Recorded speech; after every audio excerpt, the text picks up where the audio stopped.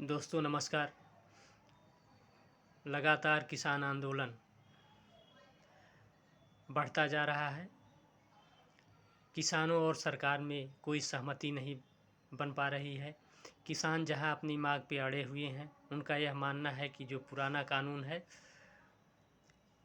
वो ज़्यादा कारगर है और किसानों के हितों को ज़्यादा प्रोटेक्ट कर सकता है, जबकि सरकार का वादा है, सरकार का दावा भी है कि जो नए कानून हैं वो गेम चेंजर होंगे और इससे किसानों को बहुत लाभ मिलेगा और 2022 तक किसानों की आय दुगनी हो जाएगी।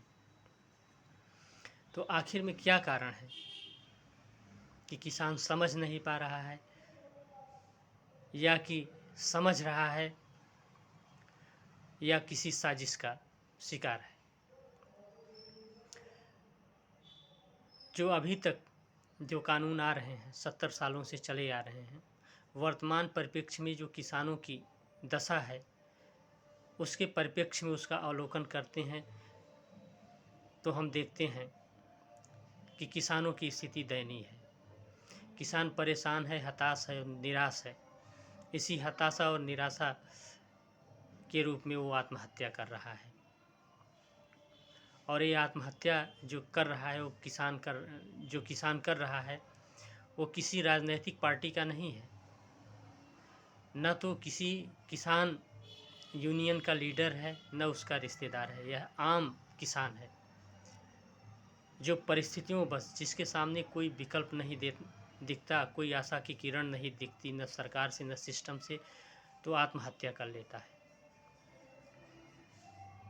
तो इस प्रकार हम देखते हैं कि जो वर्तमान जो 70 सालों से कानून चला आ रहा है, इससे किसानों के हितों को इंटरेस्ट नहीं मिल रहा है, न किसानों की स्थिति में किसी भी प्रकार का सुधार हो रहा है। तो यह किसान आंदोलन में यह मांग करना कि पुराने कानून को ही बहाल रखा जाए और पुराना कानून बहुत अच्छा है, ये सरासर गलत है और आम किसान को भ्रमित करने वाला है। अब हम सरकार को देखते हैं, सरकार का जो दावा है और सरकार ने जो नए कृषि कानूनों में बदलाव किया वो क्या है और किस प्रकार से जनता को, आम किसान को उसका लाभ मिलेगा। बहुत टेक्निकल शब्दों में न जाके सिंपल हम मेजर जो बदलाव हुए हैं उन पे हम चर्चा करेंगे। जो मेजर बदलाव सरकार ने किया है एपीएमसी सिस्टम में, अभी तक किसान की जो पैदावार होती थी उसको लेके राज्य सरकार द्वारा स्थापित मंडियों में किसान जाता था और वहाँ पे एजेंट के माध्यम से व्यापारियों को बेचता था। उस व्यवस्था में किसान कमोबेश चल रहा था, लेकिन वर्तमान स्थितियाँ राज्य सरकार द्वारा स्थापित मंडियों की ये हो गई है कि वहाँ दलालों, बिचौलियों और कुछ व्यापारियों का एक कार्टेल काम कर रहा है, जो कि औने पौने दामों पर किसान की खून पसीने की पैदावार को खरीद लेते हैं और किसान ठगा सा रह जाता है। इस संबंध में कई बार किसानों ने आंदोलन किया है इस करप्शन के अगेंस्ट, लेकिन कोई खास बदलाव इस व्यवस्था में नहीं हुआ। परिणाम ये हुआ कि सरकार को बदलाव की ज़रूरत महसूस हुई और सरकार ने बदलाव किया। जो नया कानून है उसमें किसानों की फसल को प्राइवेट व्यापारी को भी खरीदने के लिए संस्तुति दी गई है। अब किसान अपना माल सीधे व्यापारी को बेच सकता है, उसको एपीएमसी मंडी में जाने की कोई आवश्यकता नहीं है। वहाँ उसके सामने दोनों विकल्प मौजूद हैं। अगर उसको उचित मूल्य प्राइवेट व्यापारी दे रहा है तो उसको किसान बेच सकता है, और क्या कहते हैं, यदि वहाँ पे उसको नहीं सही लग रहा तो एपीएमसी मंडियों में जाके बेच सकता है। और सरकार ने एक बहुत क्रांतिकारी कदम उठाया जिसमें वन नेशन वन मार्केट। पहले क्या होता था, पहले कानून में ये था कि स्पेसिफिक किसान उसी क्षेत्र की मंडियों में ले जाते थे और बाहर ले जाने पे तमाम प्रकार की बंदिशें थीं, तमाम प्रकार के नियम रेगुलेशंस थे। लेकिन सरकार ने अब नए कानूनों में किसान कहीं पर भी भारत के कोने में जहाँ भी उसको लगता है कि उसके उत्पाद का उचित मूल्य, अच्छे मूल्य मिल सकते हैं, वहाँ पे जाके वो अपनी उपज को बेच सकता है। तो हम देखते हैं कि किसानों के सामने बेटर विकल्प दिया गया है। जो किसान को अच्छा लगता है उस विकल्प को चुन सकता है। दूसरा जो मेजर बदलाव हुआ है कॉन्ट्रैक्ट फार्मिंग को लेके। जैसा कि हम जानते हैं कि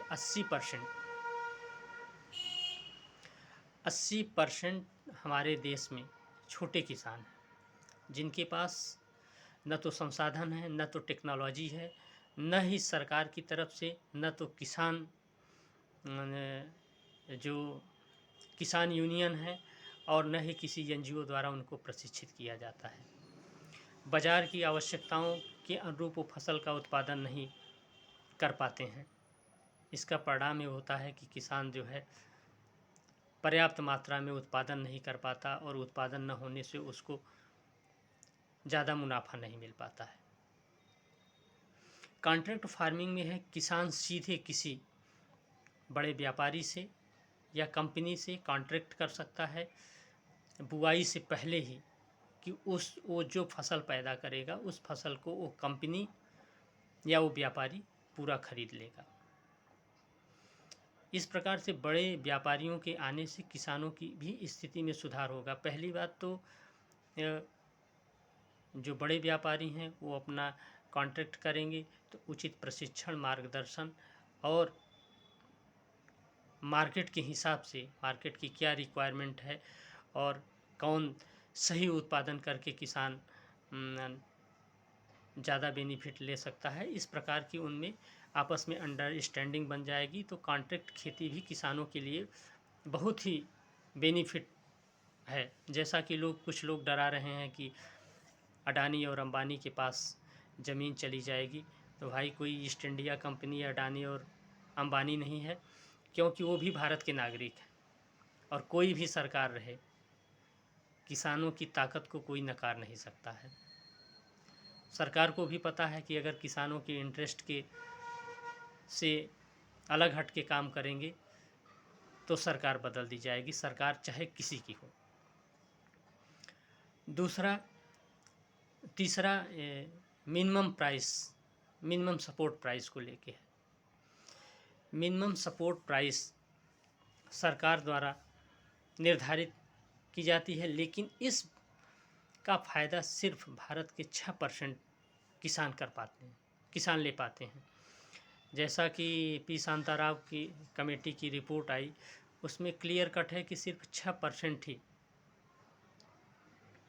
किसान एमएसपी का फ़ायदा ले पाते हैं। शेष किसान, और उसमें भी जो बड़े किसान होते हैं, जिनकी पॉलिटिकल पहुंच होती है, जिनके संपर्क अच्छे होते हैं, वही इस मिनिमम सपोर्ट प्राइस का लाभ ले पाते हैं। अदरवाइज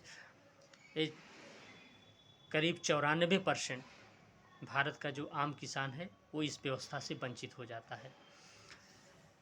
तो किसानों का आंदोलन इस मुद्दे पे होना चाहिए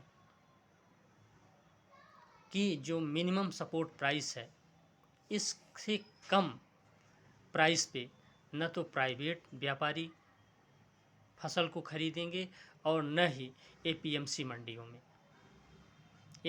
यदि सरकार को ये समझा पाने में और सरकार को झुका पाने में सक्षम होते हैं तो ये भारत के किसानों के 100% फेवर में होगा और गरीब से गरीब किसान भी इसका फ़ायदा ले सकता है। चौथी जो बदलाव सरकार ने किया है आवश्यक वस्तु अधिनियम में, इसमें सरकार ने ये कानून 1955 में लाया गया था, बेसिकली जमाखोरी और कालाबाजारी को रोकने के लिए। इसमें स्टॉक को लिमिट किया गया था कि आवश्यक वस्तुएं जैसे खाद्यान्न पदार्थ हो गए, चावल हो गए, अनाज हो गए, दाल हो गई, सब्जियां हो गई, आलू हो गई, इनको एक निश्चित स्टॉक से ज़्यादा कोई व्यापारी नहीं रख पाएगा। लेकिन नए कानून में इस लिमिटेशन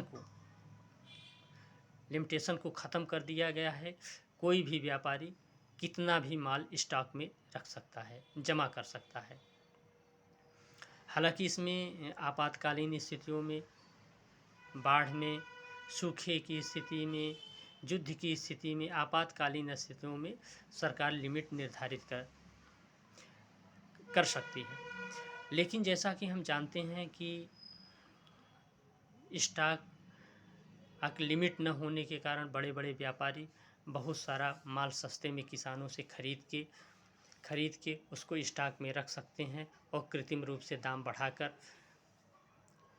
महंगाई बढ़ा सकते हैं। इसलिए इस कानून में प्रॉपर ऑब्जर्वेशन की ओर सरकार को ध्यान देना चाहिए और ऐसे कानून बनाना चाहिए जिससे कि जमाखोरी और कालाबाजारी को रोका जा सके।